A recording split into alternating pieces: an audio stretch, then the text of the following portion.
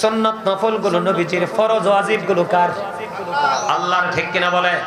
আমরা যখন নিয়ত করি ফরজ পড়ার সময় বলি ফারদুল্লাহি তাআলা, ওয়াজিব পড়ার সময় বলি ওয়াজিবুল্লাহি তাআলা। ঠিক কিনা বলেন? আর যখন সুন্নাত নামাজ পড়ি সুন্নাতুর রাসূলুল্লাহি তাআলা, তাহলে সুন্নাত কোন দিকে? রাসূলের দিকে। আমি আপনাদেরকে রহমতের বন্ধু একটু একটু করে নিদর্শন দিচ্ছি। মাগরিবের পরে 6 রাকাত তাওবিন নামাজ আছে না নাই?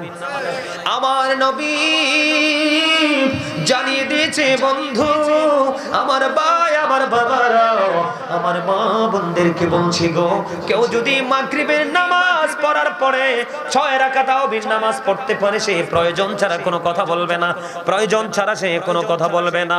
শুধু সালাতুল তাওবিন নামাজটা সে আদবের সাথে কথা বলবে, প্রয়োজন হলে বলতে পারবে। 6 রাকাত তাওবিন নামাজ যদি নবীজি যে সিস্টেম শিখিয়ে দিয়েছেন ওই